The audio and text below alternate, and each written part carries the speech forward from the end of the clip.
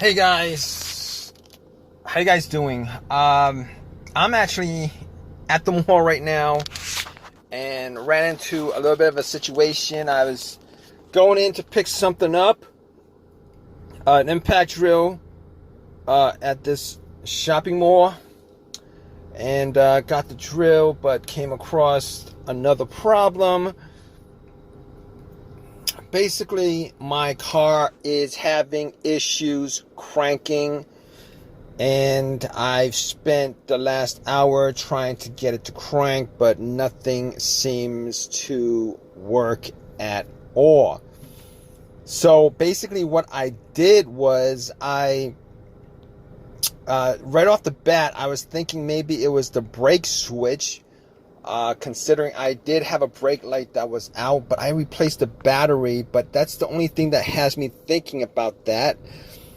Good thing there's a lot of people walking around, because I actually tested it out, had asked somebody to look at my brake lights while I press on the brakes. I pressed on the brakes and the brake light was good. So it wasn't the brake switch that was the problem. So first thing off the list was checked off. So going down the list, I'm thinking to myself, it's not the brake light. What's the most likely scenario of a situation like this? And it might have been the battery.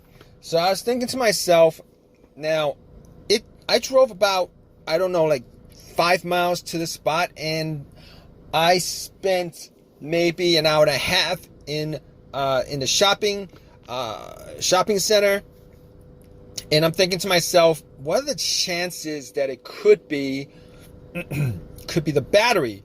Even if I left something on, like headlights, which I didn't because it's bright out, that's probably not the issue, unless it was a bad battery that wouldn't charge up. I was hoping that was the case. So I put on my headlights just to test it out. Went out. Now it's quite bright outside because the sun is out. Wasn't able to determine 100% whether it was the battery or not that was causing it. But I noticed that the headlights were bright enough that if I had a low battery, it was bright enough to work the headlights. So I probably would have been able to do a slow crank. I think maybe like a little bit of a crank, hearing something from the engine, which I was not able to do. All right, I heard like a click each time I heard a click, but everything else in the car works absolutely fine. The window works. The radio came on as soon as I try to turn on the car. Vent, the blower from the vents work. And, all the dash light came on as normal. I did not recall having a check engine light. I don't think there's one on at this moment. So, as far as everything else is concerned, it's fine. Everything is fine, except I can't get the car to turn over. So I went out and got the hood up, looked under it, looked at the battery. And granted, the battery hasn't been changed in about 3 years. So I was thinking to myself, maybe it's time to change the battery up. Perhaps it's time to change the battery up. Perhaps that's the problem, right? And the terminal were a bit dirty. So what I did was I went back into the mall, got a couple of brushes, metal brushes, and a can of Coke. Pour a can of Coke on terminals, took the terminals off, and then I brushed off the debris. And there was like a lot of whitish, bluish kind of debris on there. So I was like, okay. It wasn't tight. I never actually tightened the terminals to the battery. It was tight enough where I could just bump it in. Like, I think last time I took a wrench and I just bump it in. And what I did was I was able to, twist it back and forth just to get the terminals off. Put some Coke on it, on both terminals, clean it out. It was 100% clean. Popped it back on, and tried to turn the car on after that, and nothing. Now, I couldn't say 100% it was battery at that point, but thinking about it, I was like, okay, so this is what the situation is, all right? I'm going to have to ask somebody to try to give me a boost, all right? So I waited. I waited a little bit because obviously I'm in a tight parking spot. There's a car in front of me. There's a car in back of me. And I was thinking to myself, okay, what to do at this point? Okay, so I went through a couple of other scenarios, and I was able to get, but before I get to the other scenarios, I was able to get somebody to give me a jump. The car that was right next to me, the guy, was nice enough to give me a jump. I had pretty long jumper cables.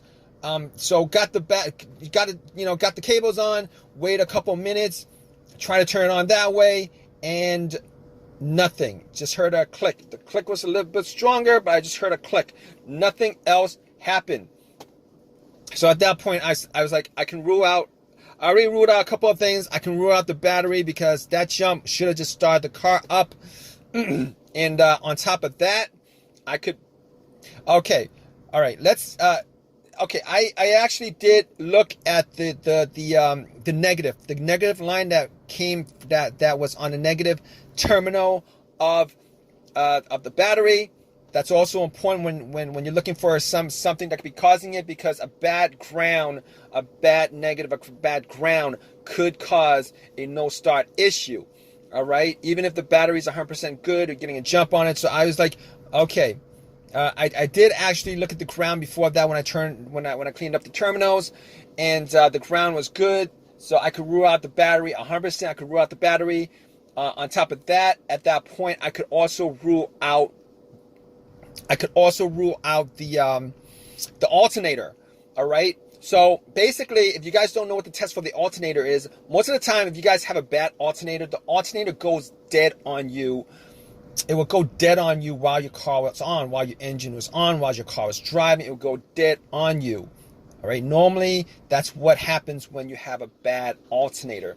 So there's a rare chance that your alternator was bad. All right, and it wasn't charging up your battery, but you drove it to the very extent to where it died out after you parked it, and then you couldn't get it to park. That's a rare occasion that it happened. But the reason why I could rule out the alternator is because once you jump the battery, your car should be able to start just from the jump alone. And once you take the cables off, obviously, if the alternator is bad, you're not getting any kind of electricity to the battery. It'll die out on you, which didn't happen because the car didn't turn on at all. So I could rule out that. I could rule out all those things. At this point, I could rule out all those things because my car wasn't running when it died. It was sitting parked for a good hour and a half, and then I got in, tried to turn it on. It didn't do anything, and that's my situation at this point. All right. So knowing all of that, I was like, let's move on to what else it could be. All right. Maybe it's the relay. Maybe it's the fuses. That's the next most predictable thing as far as no starts are concerned, especially when there's no cranks. And I actually did think about maybe it was the fuel pump. That idea did come up, but it's not going to matter because it's just not going to matter because I can't get the car to crank. Normally, if you can get your car to crank and then it wouldn't turn over, that would be a no start, but a cranking situation, which could be a fuel line that could basically cause an issue like that. All right, but back to the fuses, which has something to do with the fuses.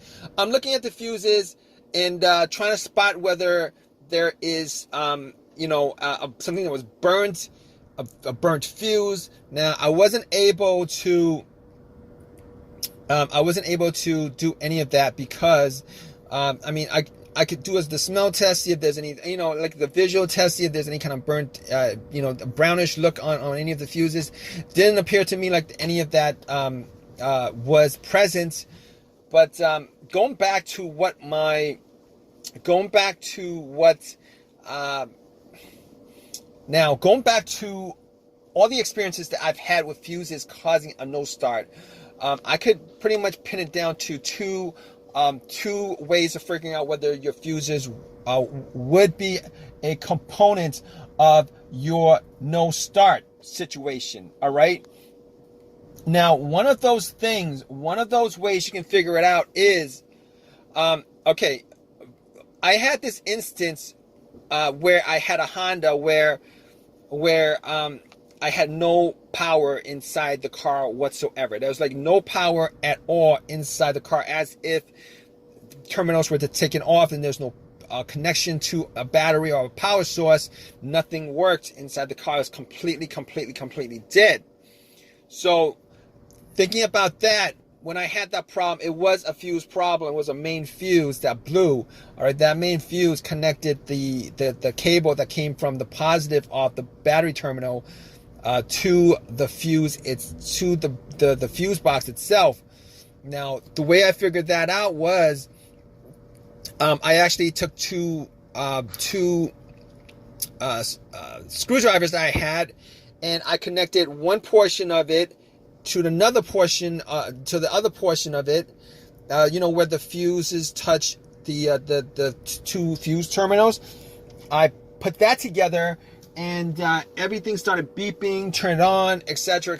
At that point, I knew it was that main fuse that was causing my issue. So when I had that issue, once I put that fuse in, it started working again.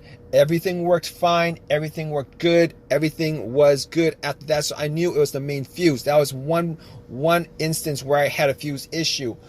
Unfortunately, that's not the situation I'm having here, because I'm getting full power.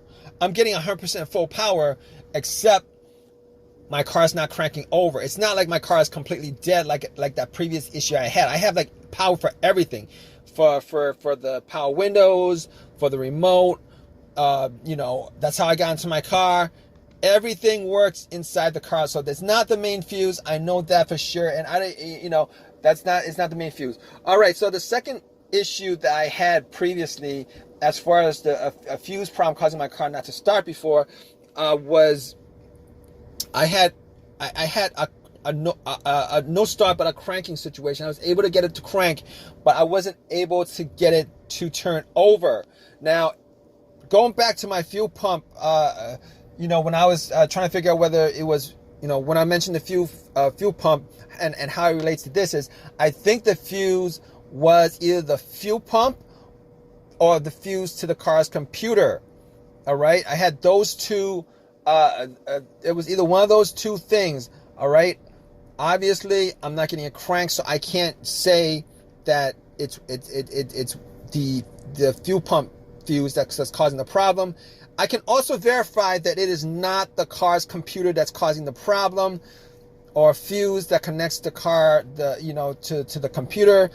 Basically, I have a reader on me, an OBD2 reader on me, where I plugged it in, because first thing I did, I did that somewhere in between all this, just to figure out whether there's a check engine light or some kind, whether a code came up for the car, and it read everything. It says there's no codes, or everything was, it read everything. So the fact that it was able to read everything tells me that the computers in the car is fine. Like I'm not getting any kind of weird thing happening with anything. Everything works the way it's supposed to work, except it wouldn't crank. So going through all those situations, I don't believe it's the fuses, but I didn't have a fuse tester to test it. Now, I could have gone inside to buy a fuse tester, but I mean, seeing as how I've got at least a couple of fuse tester, and I didn't want to buy another one just for this situation, seeing as how I don't believe that it's the fuse that's causing the problem. Now, could it have been the relay? Going to the relay. Now, relays are a little bit more difficult to figure out. But I will say this. All right. every time I try to turn the car on, it would click. Normally what happens if you get a click every time you try to turn the car on, if it clicks, that's normally a good sign that the relay is working, because that's the relay. The relay actually, I believe there's it clicks just to start up. There's a click because apparently there's terminals that click together to connect the whole entire to get it to start, for lack of a better word, to get it to start. But seeing as how I was hearing a click each and every time I try to start, and I try to start this car maybe at least 15, maybe even 20 times, I was just going but I'm pretty sure it wasn't that it wasn't a relay. Because of that, I'm pretty sure it was in the relay, which puts me in this situation where it's maybe the starter, could be the starter, maybe the starter, could be the starter. Now that I did not think of that firsthand, because I did have the starter swapped out maybe like 8 months ago. I swapped it out 8 months ago, and I only probably put in maybe like 15,000 miles on the car within those 8 months. And I was hoping that it wasn't the starter, because getting 15,000 miles out of now it wasn't a brand new starter I bought, it was a refurbished starter. Getting 15,000 miles out of a refurbished starter is not a good thing. All right, it's just not a good thing. All right, that's just a defective item if that's the case, because you're supposed to get well over 100,000 miles from it. All right, so basically that's the situation. And there's a couple of ways to figure out the starter, whether it's a starter or not. If it was, you could actually try to bang on the starter and try to start it. Try to do that. Now, I didn't do that because I didn't have a crowbar on me, and I didn't feel like going back into the shopping center to get one either, because I have a couple of crowbars, but I don't have one on me. Didn't have one on me, so I was like, okay, fine. That's at this point, I pretty much gone through everything as far as what I could think of was the problem. So I was like, I ended up calling AAA, and they're supposed to come and pick up my car. And once I get home, I'm gonna figure out everything as far as what it is specifically that's causing it. If you guys are having the same situations, which I think you guys do, if you guys are watching this video, just go down the list of everything I've eliminated. All right, 90% of the time, you should be able to figure out what's causing your no start if you're in this kind of situation. But just hold on, all right, guys. I'm gonna give you guys an update on my situation. All right, guys. All right, guys. So this is I spent 2 hours waiting for AAA to pick my car up, but no big deal. AAA pays for itself. If you guys don't have AAA, I highly recommend AAA. If you guys don't have it, it's well worth it. But going back to this situation with my car, I retested everything. The fuses, rechecked the lines, redid everything as far as I could see. I redid everything, the fuses, the lines, every single thing, the battery itself. I even tried to jump that a couple of times, the battery, and it turned out that the one thing was probably the starter, because I did that relay test with a paper clip on the relay just to get around the whole relay, and it didn't start at all. It didn't crank. It made no noise. Didn't even hear a click. So I was like, okay, this is the situation. What I'm gonna do is, I'm like 99% sure it's a starter. So I went in, took everything out, and and pretty much got to the starter. All right, before I took it out, I actually placed a wire from the positive terminal to the solenoid of the starter. Try to bump it, got nothing from it. So I took it out, did the test again, got nothing from it. At that point, I was 100% sure it was a starter that was the problem. Took it back to AutoZone. It's 100% warranted, which still kind of sucks. It's 100% warranted, but it still kind of sucks, right? I only got 15,000 miles from it. Spent all that time waiting. Spent all that time redoing the work. But I could have gotten a brand new one, but brand new one would have cost me $300 instead of another one for free. Got the one, exchanged it out. It is what it is. You know, it is what it is, guys. All right. So popped it in, put everything back together. Well, I popped it in and then try to start it. Put everything back together, try to start it. It start up. Everything works, guys. All right. So it was the starter that was causing this no start. Now, if you guys are having the same situation, like I said before, all right, what you guys should do, definitely should do, is just go down the list. Eliminate everything off the list that I went through earlier in the video. And 99% of the time, that should be the reason why your car is not starting. That should be the reason why you guys should have a no crank, no start issue. All right. And if this has helped you guys out in any way, please give me a thumbs up. Please subscribe. If you guys have any comments at all, please leave your comments in the comment section. All right, guys, I really appreciate it. All right, guys, take